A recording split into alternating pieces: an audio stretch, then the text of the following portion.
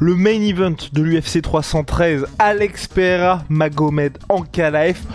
Enfin, vous allez nous dire le choc des titans entre les deux patrons de la catégorie light heavyweight. Choc inédit pour Alex Pereira. Alex Pereira qui est malgré tout le favori des bookmakers. On va voir tout ça avec Big Rusty dans la nuit du samedi à dimanche prochain à Las Vegas.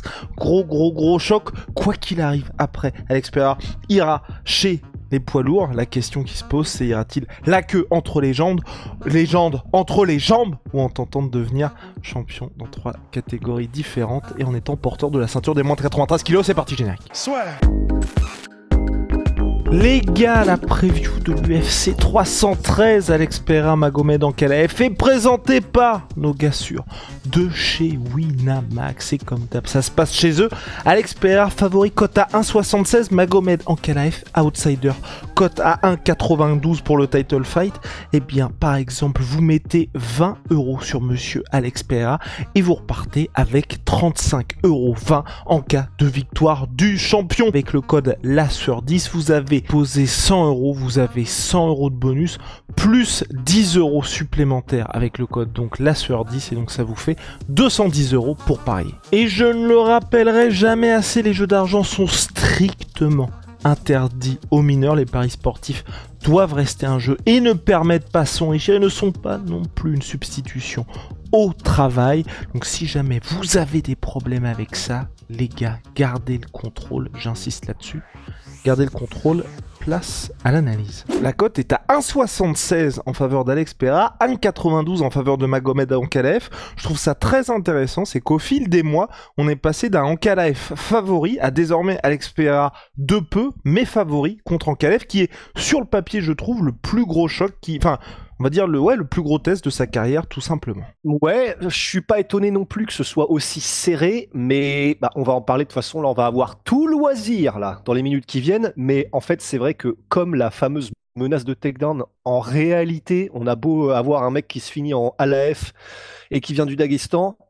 En fait, c'est pas du tout la menace de takedown qu'on pensait, où on se disait ça peut tout changer. Enfin, ou alors j'ai vraiment tout raté dans les recherches que j'ai pu faire, mais. Donc, je suis pas étonné parce que le mec est sur une série incroyable. Il a pas perdu depuis son combat contre Paul Craig dans son arrivée à l'UFC. Et ça fait quand même un petit paquet de printemps, à savoir que c'était en 2018. Donc, oui, le mec est sur une sacrée série. Mais les problèmes qu'il pose, c'est pas des trucs complètement incroyables et que Alex Pereira n'aura jamais vu. Donc, je comprends que les dynamiques font que c'est serré. Mais plus j'y pense, plus je me dis, si Alex Pereira a pris ce combat-là, pas n'importe comment et pas par-dessus la jambe, parce qu'il nous fait flipper à voyager en Corée du Sud, en Australie et partout dans le monde au lieu de s'entraîner pendant son camp d'entraînement. Enfin, c'est ce qu'il a fait aussi contre Roundtree et ça l'a pas empêché de mettre des sales KO au 4e round. Mais si on a un Alex Pereira qui a pris ça au sérieux, ça m'étonne pas du tout qu'il soit favori et je l'aurais presque même mis d'un peu plus. Oui, petit préambule, Rust, avant d'entrer dans le vif du sujet, parlons-en de cette préparation, parce que pendant qu'un Magomed Ankalaev prend un certain Alexander Volkov comme partenaire d'entraînement pour Alex Pereira, qui est tout simplement, je trouve, parfait en vue de cette préparation, c'est vrai que du côté du Brésilien, il y a un petit peu d'inquiétude. Petit sentiment de bon, j'ai 37 piges, j'ai montré à tout le monde ce qu'il fallait faire. Là, on m'oblige à prendre Ankalaev et je vais vous montrer que j'en ai un peu rien à faire et je vais voir Drake en concert. Encore une fois. C'est ce qu'on veut bien nous montrer sur les réseaux sociaux. On peut s'entraîner comme un mort de faim et de temps en temps s'offrir 2-3 petites sorties. Alors c'est sûr, moi en fait, ce qui me fait me dire que je pense pas qu'il prenne le combat par-dessus la jambe. Je pense que c'est pas trop le style de la maison. Je pense qu'il est quand même très concentré. Mais c'est les voyages, moi surtout, où je me dis, parce que c'est quand même l'autre bout du monde. Le combat, il sera à Las Vegas. Aller faire une semaine en Australie et aller faire une semaine en Corée du Sud, t'as beau voyager en première classe et il n'y a pas de problème, hein, ils dorment correctement et ça va, mais les bails de décalage horaire, les bails de tu dois quand même reprendre lorsque tu reviens t'entraîner. Alors lui, il n'est pas à Vegas, mais c'est à peu près sur le même fuseau horaire, là où il s'entraîne dans le sud des États-Unis, je crois. Mais c'est que ça te flingue quand même un petit peu ton camp d'entraînement en termes d'horaire, et puis ne serait-ce qu'en termes quand tu es en Australie, quand tu es en Corée du Sud, même si tu es dans un très bon hôtel où il y a un très bon gym, t'as pas tes infrastructures de d'habitude, tu n'as pas ta salle avec tes sparring partners de d'habitude. c'est pas, enfin voilà, on fait pas un dessin. C'est juste quand même bien de rentrer dans le détail pour dire quand même que c'est pas l'idéal, évidemment, hein, mais de faire ce qu'il fait. Ce sera l'un Mais des angles, hein, de toute façon, qui entourera l'avant-combat. bah probablement. Mais donc voilà, en fait, le problème, oui et non, c'est que c'est aussi un peu comme ça qu'il était dans le dernier combat. Et même, je, je crois aussi, celui contre Jamal Hill, il y avait un peu déjà cette trame narrative de Contre non, Hill, il n'y je avait me même pas souviens. de préparation complète, hein, puisqu'on se souvient que le Oui. combat était annoncé en short notice pour sauver l'UFC 300. Oui, c'est ça. Alors même d'ailleurs qu'il avait un doigt de pied pété. Mais c'est vrai que voilà, cette trame narrative de, il fait un peu beaucoup de soirées, il fait beaucoup de trucs. En tout cas, ça c'est ce qu'on voit sur les réseaux sociaux. Enfin, en tout cas, il les fait, ça c'est sûr. C'est juste à côté de ça, comment est-ce qu'il s'entraîne. C'est surtout ça qui est important. Mais voilà, ça fait déjà plusieurs combats qu'il le fait de cette manière, et ça fait plusieurs combats que malgré tout, il finit toujours par poncer les mecs quoi qu'il arrive. Donc il faut le dire parce que peut-être que ce sera quelque chose qui aura une importance, mais visiblement, c'est pas non plus un facteur crucial, quoi. Et côté Ankalaev, tout n'est pas si rose non plus, puisque Ankalaev l'avait dit, le combat n'aurait pas lieu pendant le Ramadan, sauf que le Ramadan a lieu du 28 février au 29 mars, on est en plein dedans, donc pour l'instant on n'a pas d'informations sur la situation de Magomed Ankalaev, qui est donc musulman, mais ça pourrait aussi avoir un impact, et on sait pas d'ailleurs non plus, et là je pense qu'il y a pas mal de gens qui vont lui poser la question là lors du Media Day, lors de la Fight Week. Est-ce que c'était un choix d'Alex Pereira de faire ce combat à ce moment-là? Est-ce que c'est Ankalaev qui a poussé pour avoir ce combat-là aussi? Mais c'est pas non plus pour lui les meilleures dispositions possibles avant de faire un combat qui est le plus important de sa carrière, tout simplement. Bon, alors là, pour le coup, sur ma connaissance de l'islam, bon, je suis au niveau zéro, hein, mais il n'y a pas des bails, attention, Abdel Rusty, Abdel Guillaume, mais il n'y a pas des bails comme quoi, quand c'est pour ton travail ou enfin, que tu peux repousser le ramadan. Bah, le problème, c'est que là, ça sert à rien, parce qu'en fait, comme on en a aucune Oui, idée, c'est peut-être pas. on Ouais. en a aucune idée et on aura plus d'infos, je pense, enfin, qu'il en parlera directement Ouais. Magomed Ankalaev, mais en tout cas, ça pourra potentiellement être un facteur. On ne Bah, sait pas, mais ça. c'est ça, parce que donc ça voudrait dire qu'il faudrait que probablement toute son équipe soit au diapason de lui, et donc, enfin, c'est pas possible. Enfin, j'ai du mal à croire que tu puisses faire un ramadan en même temps qu'un entraînement, en plus peut-être beaucoup basé sur la lutte, en plus peut-être, enfin, tu sais, je crois qu'il est à moitié dans les montagnes aussi quand il s'entraîne. Ça me paraît compliqué quand même de faire des bails comme ça d'entraînement intensif sans boire une goutte d'eau dans la journée ni manger. Enfin, ça me paraît fou. Donc, soit il y a un truc qui fait que dans l'islam, tu peux repousser, ou je crois que c'est ce que j'ai cru comprendre, soit effectivement que ce soit pour lui, mais même pour son équipe, ça pose quand même sacrément des problèmes, quoi. Parce que même si lui peut peut-être, je ne sais pas comment, bah, ça voudrait dire qu'il faudrait que tous ses sparring, tous ses entraîneurs ne le fassent. Enfin, je sais pas. Mais effectivement, on n'a pas encore ces réponses-là. J'ai pas l'impression que ça ait tourné sur Internet. On en aura des réponses un peu plus claires probablement la semaine du Assurément. combat, mais ça vaut le coup d'être évoqué effectivement, comme tu dis. Et rentrons désormais dans le vif du sujet, Rust, parce que c'est pour ça que les gens sont en train de se dire, oh là là, Ankalaev, ça va être quelque chose pour Alex Pereira, parce qu'il y a la fameuse lutte de Magomed Ankalaev. Sauf que quand vous grattez un petit peu, de deux choses l'une, déjà Ankalaev n'est pas un pur lutteur, et puis Alex Pereira, quand vous regardez les combats où il a été amené au sol, où il a été contrôlé, bah dans le meilleur des cas, ça se termine comme Blachowicz, où c'est une décision, vous perdez, mais vous êtes complètement cuit. Dans le pire des cas, bah, vous êtes tout simplement terminé, que ce soit Israël Adesanya ou Monsieur Jiri Prochaska, lors du premier choc. Et puis, on peut aussi le dire, certes, Alex Pereira a 37 ans, mais ces combats-là se sont déroulés il y a un certain temps, et à Alex Pereira, on imagine évidemment qu'il a énormément travaillé et donc progressé dans ce domaine-là. Ah bah un peu mon neveu. Attends, ne serait-ce que déjà il fait de la lutte dans la neige avec Glover, donc je peux te dire que c'est intense, hein. Non mais oui, bah, blague à part, c'est clair que de toute façon, il y a moyen qu'elle soit quand même qu'elle soit sous-cotée, la lutte de Alex Pereira, puisque ça fait un bout de temps déjà qu'il sait que bah, c'est là de toute façon où les gens vont essayer de venir le chercher, et donc que c'est ce qu'il doit défendre. Et puis ben, la preuve est là, c'est que oui, il a été mis au sol, et oui, c'est vrai, par Adesanya, et par Jan Blachowicz.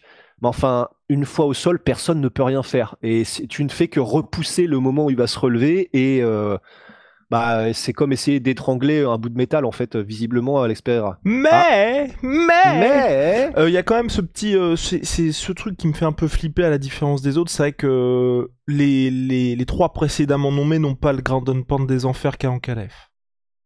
Quand même. Non, mais c'est sûr. En fait, bah, voilà, si on doit, ça y est, y aller franco et mettre les deux pieds dedans pour la partie lutte de Ankalev. Vas-y.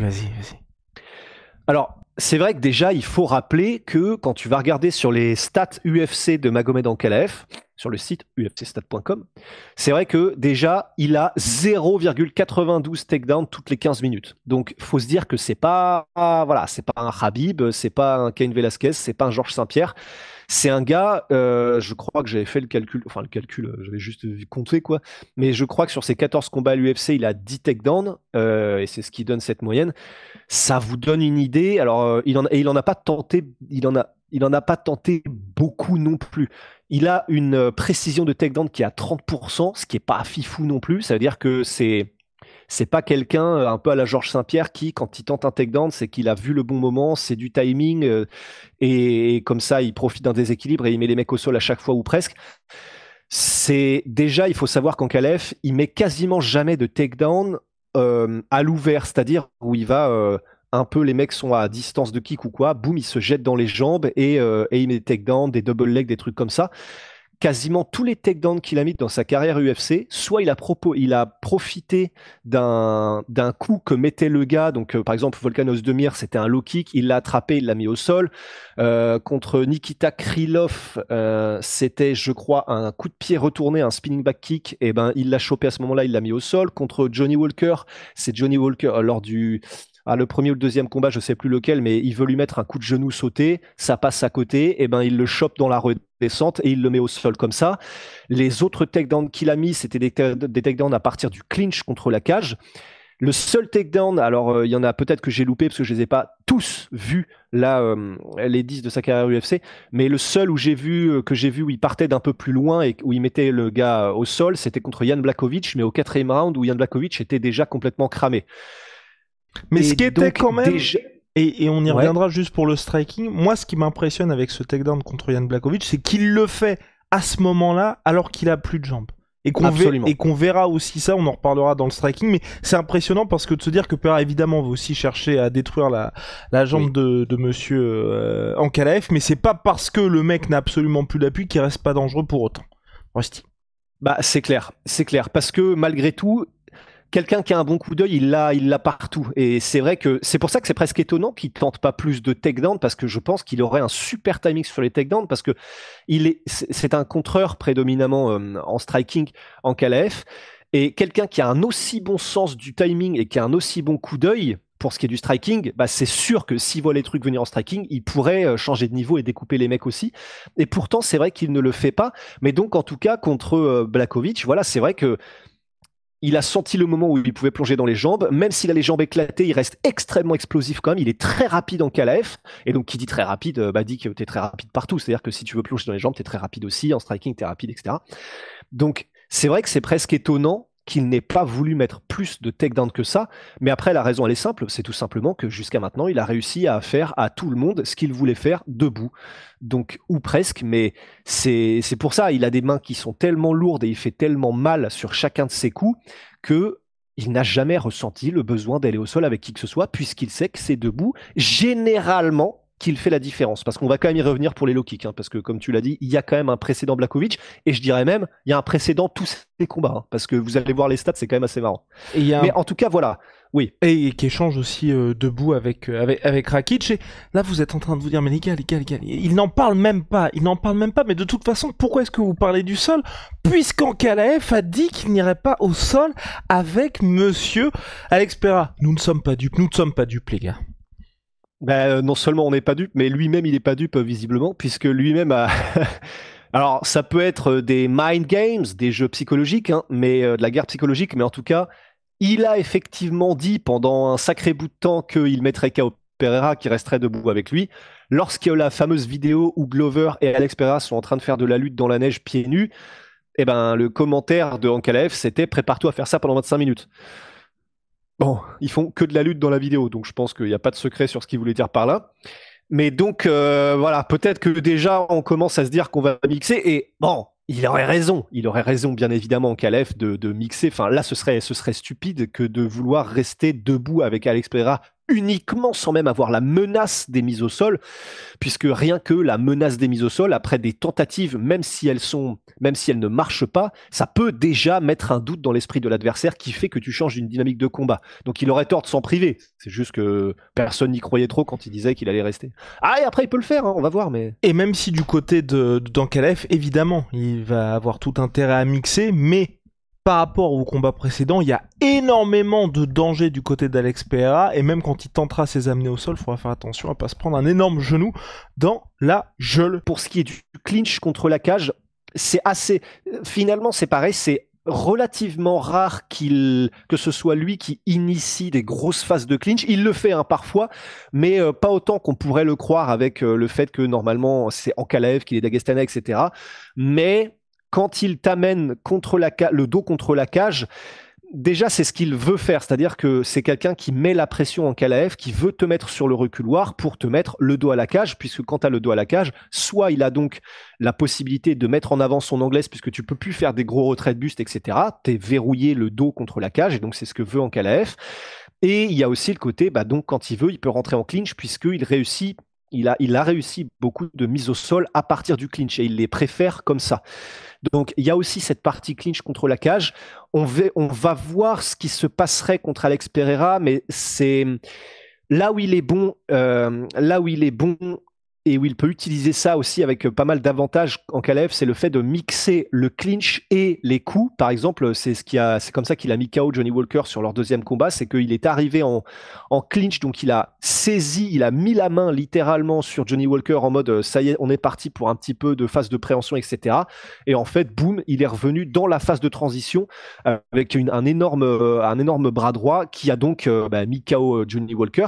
Donc en mixant comme ça, sur le clinch et les phases de striking, il fait quand même des merveilles aussi. Et puis, lorsqu'il veut complètement bloquer en phase de clinch contre la cage, il peut le faire aussi, mais il n'est pas non plus...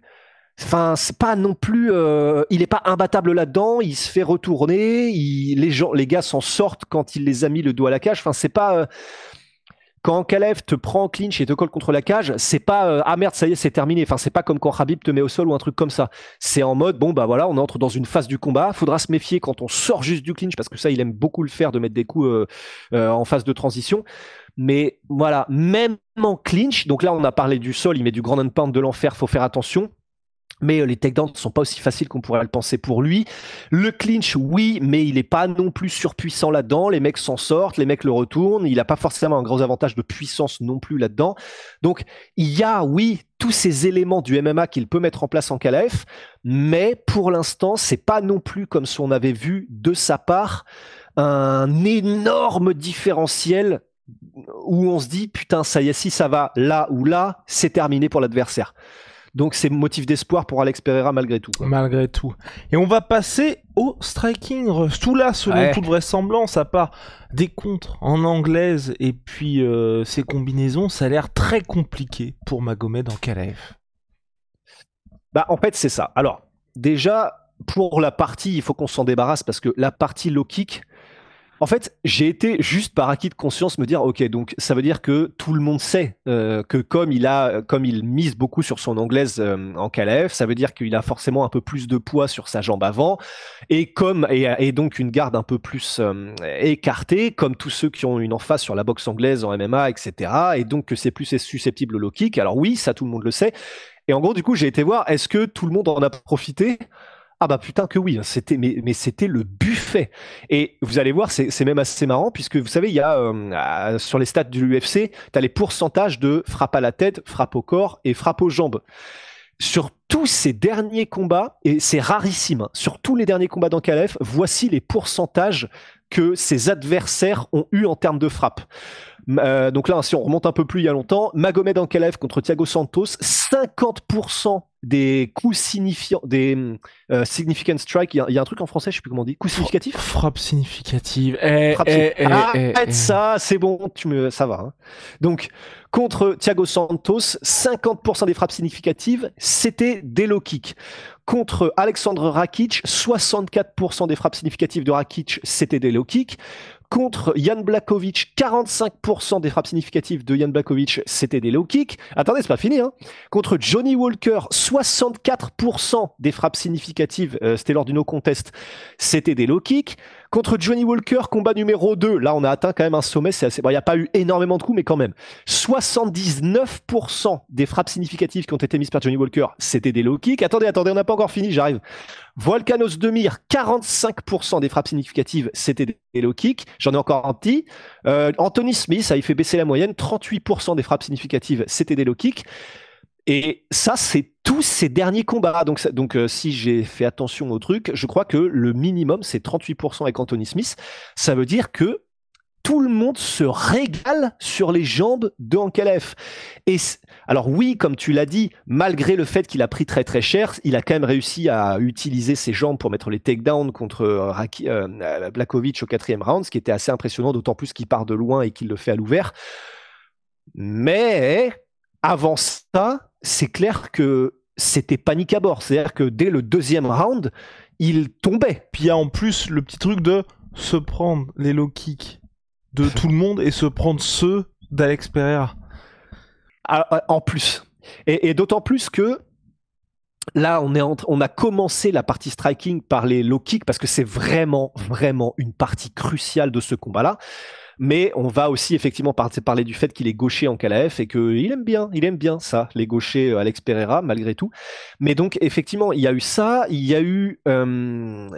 même, tu vois, par exemple, contre Volkanos Demir, qui est pas forcément le plus rapide, bah, il a quand même réussi à lui hacher la jambe correctement. Et il y a, voilà, à partir d'un certain moment dans le combat, qui pourtant ne faisait que 3 rounds, on sentait qu'il accusait le coup sur les low kicks Magomed Ankalaev.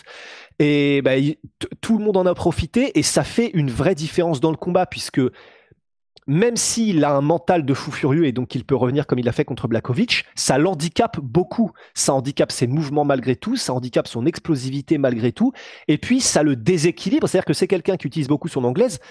Si tu lui exploses la jambe avant et que tu le fais bien et au bon moment potentiellement, bah, tu interceptes aussi ses avancées potentiellement. Au-delà du fait que ça lui met le doute et que ça lui met cet impact physique, eh ben, tu peux vraiment niquer un petit peu ses combinaisons, niquer ses avancées, l'intercepter avec juste des petits low kicks, jambe avant contre jambe avant, puisque là ils seront en garde inversée avec Alex Pereira, et ça peut et ça risque de tout changer, puisque quasiment tous les combats d'Alex Pereira, il a fait la différence avec ses low kicks. C'est ça, c'est la base de son game, Alex Pereira. À la différence des autres qui ont surtout utilisé ça parce que c'était Ankalaev. Il a quand même, j'ai trouvé qu'il avait un peu progressé quand même lors des combats contre Johnny Walker, où certes il s'en prend toujours, mais tu vois, c'était un peu moins comme en panique à bord, il en checkait un peu plus. Ouais, et contre Alexander Rakic, on pourrait aussi dire qu'ils n'ont pas eu le même effet. Après, c'est vrai, et c'est complètement vrai. Mais c'est pas les mêmes après, non plus, en fait, c'est ça. Voilà, en fait, c'est ça. Et c'est ça le problème, c'est que, comme tu le disais, alors, bon, il y a les low kicks de Jan Blachowicz, c'était spécial parce que Jan Blachowicz, tu sens qu'en fait, il a une densité osseuse proche de l'adamantium. Déjà, le fait que rien que les low kicks de Blachowicz, c'est même pas genre il te les met en extérieur ou sur l'intérieur de la cuisse, il fait des tibia volontaires. C'est n'importe quoi, Blachowicz. Mais il est dans une ligue presque à lui tout seul sur les low kicks, Alex Pereira, puisque sa manière de les mettre en ne bougeant quasiment pas les épaules, tu n'as aucun signe annonciateur, tu n'as aucune merde, tu peux pas les lire. Des interventions policières, comment on dit déjà, tu sais, sans sommation, pas de sommation, enfin tu sais, t'as rien. Donc c'est sur Alex Pereira, il a une mécanique de frappe qui est telle que non seulement c'est extrêmement rapide, mais c'est quasiment illisible. Tout le monde sait que c'est son arme, personne n'arrive à les éviter, ou presque. Et c'est pour ça que j'aurais quand même tendance à penser qu'il a beau le savoir, la posture globale d'Ankalaev, comme on a dit, avec ses jambes un peu plus écartées, le poids sur la jambe avant et sa manière de combattre font que ça, additionné au fait que son timing, sa rapidité et sa mécanique de frappe à Alex Pereira, je vois mal, peut-être qu'il va nous surprendre avec des contres, notamment de son bras arrière sur les kicks, si jamais il a le temps de les voir en Ankalaev, ou peut-être que je ne sais pas comment est-ce qu'il peut se débrouiller parce que jusque-là, même Alessania, qui est un des meilleurs kickboxers qu'il y ait eu à l'UFC, bah, il les a pris et il a galéré sur tous les combats qu'il a fait avec lui. Donc, c'est quasiment certain que ce sera un des facteurs majeurs de ce combat. Et alors, il y a des solutions, bien sûr, et la solution, notamment pour Ankalaev, c'est mettre la marche avant. C'est-à-dire que le pire que tu puisses faire, c'est contre un mec qui fait ça et contre un kicker de manière générale, c'est que de lui laisser de l'espace et de laisser le kicker avancer sur toi. C'est beaucoup plus difficile de mettre des coups de pied quand tu es sur le reculoir. Et donc, dans la théorie, il faudrait qu'Ankalaev puisse avancer constamment sur Alex Pereira. Et ce sera son meilleur pari pour essayer de limiter les low kicks. Ce qu'il a fait contre Johnny Walker. Ouais, absolument. Et puis même dans une moindre mesure sur Rakic aussi. Donc c'est aussi ce qu'il a fait qu'il en a pris moins. Et c'est aussi ce qui a fait que bah, voilà, c'est une des solutions et il l'a mise en place. Reste à voir comment est-ce que tu fais et est-ce que c'est possible avec autant d'efficacité contre quelqu'un et sur 5 rounds potentiellement en la personne d'Alex Pereira qui est beaucoup plus économe, qui est beaucoup plus précis, beaucoup plus puissant et plus technique sur ses manières d'envoyer et il est aussi bon en attaque qu'en contre que Pereira. Et c'est là où ça va être très compliqué. Parce que Alex Pereira, c'est pareil. Lui, c'est très compliqué de faire reculer Alex Pereira. Il ne sait combattre quasiment qu'en avançant. Et c'est compliqué de l'arrêter, en fait, d'arrêter ses avancées, parce que qu'est-ce que tu as pour qu'est-ce que possède qui pour arrêter les avancées d'Alex Pereira? Parce qu'il faut quelque chose, mais quoi? Personne n'a de quoi faire peur à Alex Pereira. Donc c'est là où ça va être compliqué, effectivement, en termes de gestion de l'octogone et de contrôle de la cage. Et en plus de ça, c'est vrai que là où notre cher Magomed Ankalaev a du succès, c'est quand les gars se livrent beaucoup, sont particulièrement généreux en anglaise pour placer ses contres, ce qui n'est pas le cas non plus d'Alex Pereira, qui va envoyer sauf des gros haymakers. s'emballe. Oui, voilà. Mais généralement, il est trop tard pour vous. Sauf, c'est ça. Sauf une rare occurrence. Sauf Adesanya. Mais c'est vraiment, de manière générale, le fait qu'il y ait cette variation, et ça, il le fait tellement bien, et vraiment regarder par exemple le combat Khalil Rountree contre Pereira pour voir quand c'est fait au plus haut niveau. Il n'a pas besoin de beaucoup d'armes, Alex Pereira, mais juste de varier. C'est low kick extérieur, puisque voilà, on l'a dit, mais on le redit quand même au cas où, ils seront en garde inversée. Puisque je ne sais pas pourquoi ils ont mis qu'il était orthodoxe sur UFC Stats, mais il est quasiment tout le temps, vraiment quasiment tout le temps en garde de gaucher, Magomed Ankalaev, donc la jambe droite devant, et à l'inverse, il est en garde classique, orthodoxe, Alex Pereira, c'est-à-dire jambe gauche devant. Et donc, contre Khalil Rountree, ce qui était le cas aussi, c'est ça qui est intéressant, c'est qu'on a vraiment plein de combats, que ce soit Jamal Hill, que ce soit Khalil Rountree, on a plein d'occurrences de combats où Alex Pereira a affronté des gauchers et qui présentaient des armes relativement similaires, parce que par exemple Khalil Rountree, c'est pas un contreur avec le même coup d'œil qu'Ankalaev, mais c'est quelqu'un qui est gaucher, qui utilise beaucoup ses directs du bras arrière et ses crochets du bras avant, et notamment des crochets longs, et qui est ultra rapide. Et on a vu un petit peu comment est-ce que faisait Alex Pereira pour petit à petit le démanteler. Ben, c'est vraiment ça. C'est gros low kick extérieur pour déjà t'exploser la jambe. On a vu ça faisait un effet. Et en même temps intercepter tes attaques, etc. En même temps, il continuait, ça a un peu moins marché contre Khalil Rountree parce qu'en plus il est plus petit, mais beaucoup de jab au corps de la part d'Alex Pereira. Quand il y a une avancée, ce qu'il adore faire Alex Pereira, c'est il te provoque, c'est-à-dire qu'il va t'envoyer des petits jabs, il va t'envoyer des directs du bras arrière, il va t'envoyer des trucs, ou alors il va juste faire des feintes d'avancée. Il n'a même pas besoin d'en faire beaucoup, hein. Juste un petit comme ça, un truc comme ça où en l'espace d'une demi-seconde, tu peux le lire comme ok, il est en train de se poser sur ses appuis pour exploser. Bah, juste du coup, se poser comme ça, Alex Pereira, il arrive à faire déclencher des contres à peu près tout le monde.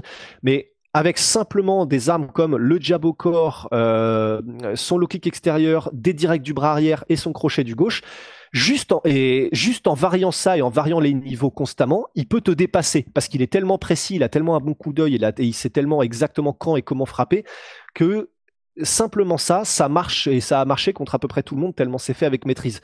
Et en plus de ça, voilà, comme on l'a dit, mais c'est quand même bien de mettre l'emphase dessus aussi. On l'a dit, c'est un très bon contreur, Magomed Ankalaev, et une des armes qui est préconisée contre les contreurs, c'est de feinter énormément, puisque donc, ce qu'attend un contreur, c'est que tu avances pour placer son contre. Il est très précis et très rapide, Ankalaev, notamment avec son crochet avant, donc son crochet du bras droit, mais il est très bon aussi avec son direct du bras arrière. Et donc, c'est le faire déclencher constamment pour le noyer sous des informations, des vraies, des fausses. Il est pas forcément, il fait pas forcément beaucoup de feintes du jab à Alex Pereira, mais comme on l'a dit, il a juste besoin de s'avancer un tout petit peu ou même de se poser pour que ça fasse déclencher les mecs. Et donc ça, il risque de le faire beaucoup probablement. Donc sur les phases de kickboxing, on risque d'avoir pas mal de ça. Mais ce qui va être vraiment intéressant, c'est lequel arrive à faire reculer lequel, puisque les deux ont intérêt à mettre la marche avant pour pouvoir développer leur jeu. Et c'est ce qu'avait fait Blachowicz aussi, forcé Ankalaev à déclencher, sans beaucoup de succès. Ouais. Après, c'est vrai qu'il avait une manière. Il a réussi quand même à toucher avec des angles, notamment des angles où il arrivait avec son fameux. Il vient au-dessus, puis ensuite il vient en dessous. Ça, c'est des trucs que ne fait pas du tout Pereira, que fait Blachowicz, avec des angles et des timings en avançant qui sont vraiment spécifiques à lui. Non, un truc qu'a utilisé Khalil Rountree et bon, déjà, il a eu un petit peu de succès avec son bras arrière, Khalil Rountree, notamment en direct et en overhand, et il a surpris plusieurs fois Alex Pereira comme ça. Et il y a aussi des moments où, comme on sait qu'Alex Pereira, il aime bien être, tu sais, au millimètre près pour te contrer avec son crochet du gauche et puis les différentes armes qu'il a à disposition, c'est comme ce qu'a fait Khalil Rountree, c'est-à-dire de faire des combinaisons de 3 coups, mais minimum 2, mais c'est surtout sur le 3e normalement que tu peux aller toucher, et en avançant sur Alex Pereira. Et il y a des moments où il s'est vraiment pas retrouvé loin de réussir à toucher Alex Pereira, et parce que comme il va reculer Alex Pereira et reculer un peu au millimètre, si toi tu continues d'avancer et que tu avances plus vite, tu peux avoir une chance de le toucher. Il avait une bonne allonge en plus, Khalil Rountree, je crois qu'il était à 1,94 d'allonge, Khalil Rountree. Même Magomed Ankalaev, je crois, était à 1,91 et je crois que Pereira est à 2 mètres. Mais en tout cas, voilà, il y a cette possibilité d'essayer de faire reculer et d'avancer avec des attaques en combinaison sur Alex Pereira. C'est quelque chose en plus que l'entraîneur de Magomed Ankalaev lui a beaucoup dit dans ses derniers combats. C'est vraiment, une fois que tu t'es installé, fais des combinaisons, parce que c'est à partir du 3e coup, et là j'avais maté un de ses combats tout à l'heure, et c'est ce qu'il disait vraiment mot à mot, si la traduction était bonne. Et donc ça peut être quelque chose d'intéressant pour Ankalaev. Et voilà, et comme on le rappelle, il y a ça, mais il y a aussi le fait que, voilà, tout simplement, s'il veut réussir à toucher sur sa combinaison, c'est beaucoup plus facile si tu as réussi à mettre Pereira le dos à la cage, puisque donc là, il pourra pas faire ses bails de reculer, etc. Et puis, qu'est-ce qu'on a d'autre en striking? Comme ça, on finira dessus. Ouais, il y a le fait qu'ils sont en garde inversée. On pourrait se dire, dans ces cas-là, c'est tout bénef pour les kickers de chacun de leur jambe arrière. Et on sait qu'il a une très bonne jambe arrière, Pereira. J'espère qu'il le fera pas. Parce que si on en croit le combat contre Khalil Rountree, les quelques moments où il a mis des high kicks et des middle, mais surtout des high kicks à Alex Pereira, il y en a un, il s'est fait contrer, c'est là où il a pris son knockdown, son flash knockdown. Il y en a un, il s'est fait contrer, il a pris un crochet du bras avant parce que Khalil Rountree lui avait chopé la jambe. Ça, alors oui, il peut mettre KO en high kick bien sûr en Ankalaev, mais c'est du risque potentiellement qui vaut peut-être pas trop le coup vu le peu de réussite qu'il a eu contre Khalil Rountree et qu'Ankalaev est très bon pour choper des jambes. Donc j'espère qu'ils vireront un petit peu ce truc-là.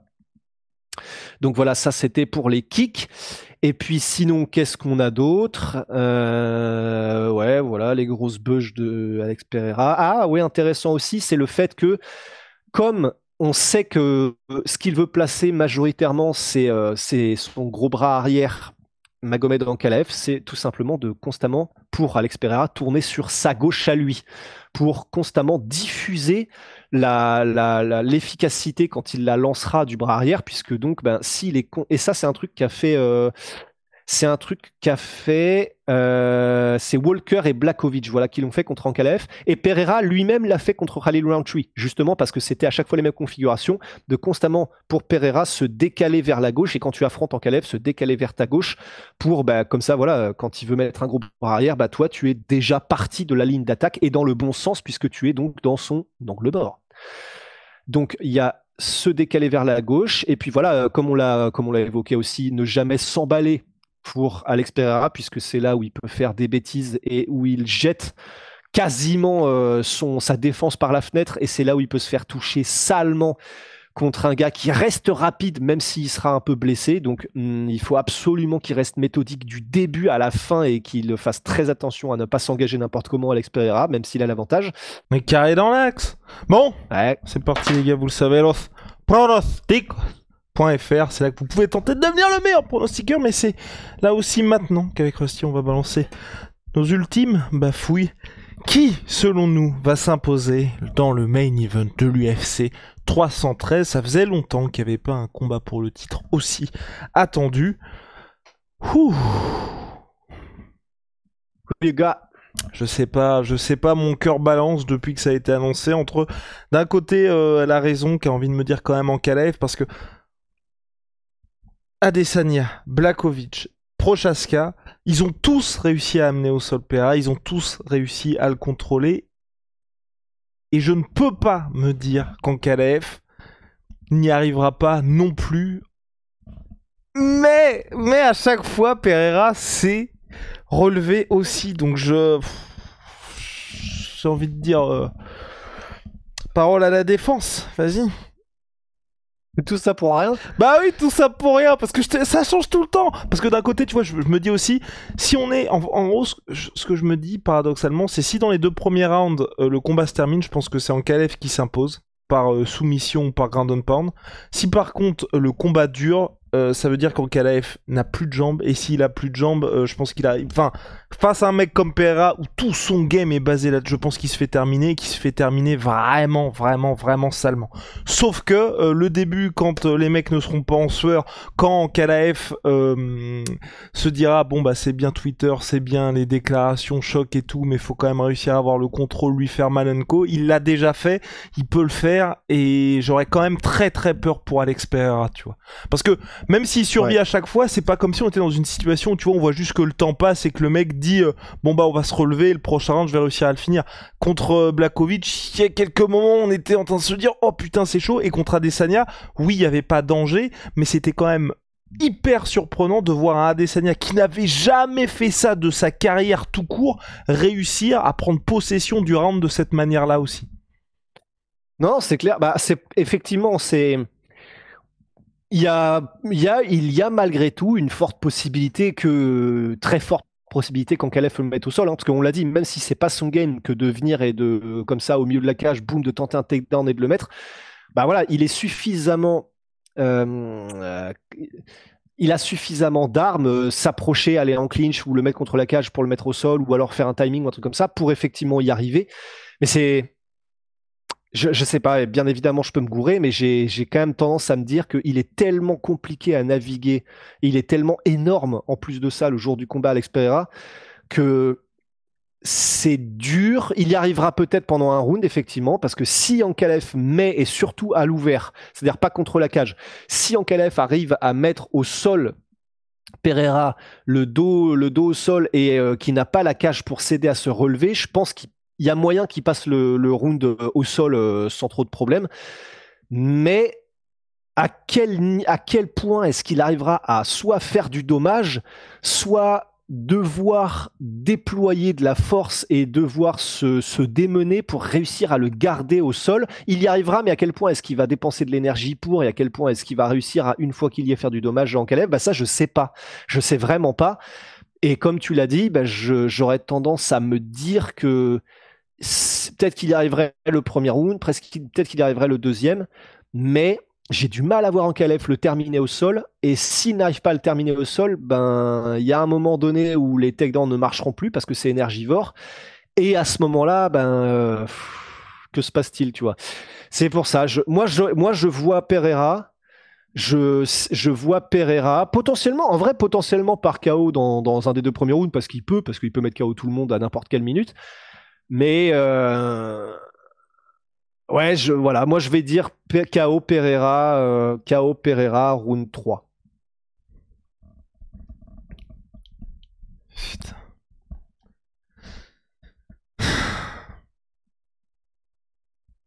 Ah, je sais pas, ça me vénère. Allez, Dis un truc. allez, je vais dire un truc, Vous savez, je suis vraiment pas convaincu ni par l'un ni par l'autre, alors que le meilleur gagne, les gars. Non, je vais dire je vais dire en KLF, mais ça a le temps de changer d'ici là. En KLF, soumission, deuxième round. Ouais, c'est possible. Hein. En KLF, Ouais. soumission, deuxième round, les gars. Ça me ferait chier. Bah putain. moi aussi, ça m'énerve. Mais tu vois, on a tellement été brisé, parce que c'est ça aussi. Chaque fois qu'il y a ces combats, je peux pas m'empêcher, de me rappeler les Conor Habib, Merab contre Sean O'Malley, tous ces combats où on est là, petit sentiment d'euphorie en mode ça y est, et boum, et la réalité venue de l'est vous met un énorme stop. Comparer les volontés de mettre au sol et leur efficacité de Merab et Khabib à celle d'Ankalaev, moi c'est ce qui me fait espérer pour Alexpera, c'est que c'est quand même pas la même. Hein. C'est pas la même. C'est pas la même, mais le combat contre Adesanya. Le Prochaska aussi, tu vois. Ouais, mais le combat contre Blachowicz. Ouais, il l'a mis au sol pendant un round et il a fait quoi au sol? Dis-moi ce qu'il a fait. Ouais. Oh, il était quand même un peu dangereux. Oui, il à un moment, il lui a pris le dos dangereux. et tout, mais je suis d'accord avec toi, il y a pas eu de moment particulier, mais t'as pas non plus ce sentiment de maîtrise, tu sais, à la manière de Prime Adesanya, quand personne n'arrivait à le mettre au sol, et même quand les Robert Whittaker, les Vettori y arrivaient, c'était toujours un moment où il finissait par se relever, mais à aucun moment on était rassuré. C'est pas comme quand, Kamaru Usman, il se fait, un flash takedown contre, comment il s'appelle, Colby Covington, on est en mode, y a pas de souci, c'est Kamaru Usman, tu vois. Là, t'as quand même cette inquiétude, c'est pas du tout son élément, et c'est ce qui me fait un peu flipper, c'est que là, l'échantillon est quand même assez faible pour Alex Pereira. Il est âgé, oui, ça fait un moment qu'il fait du MMA, mais à ce niveau-là, c'est assez court aussi. En bref, toutes ces raisons font que j'ai peur.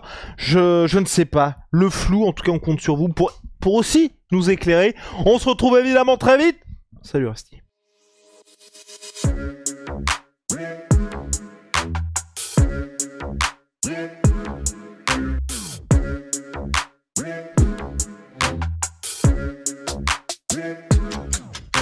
I'm fucking coming for you!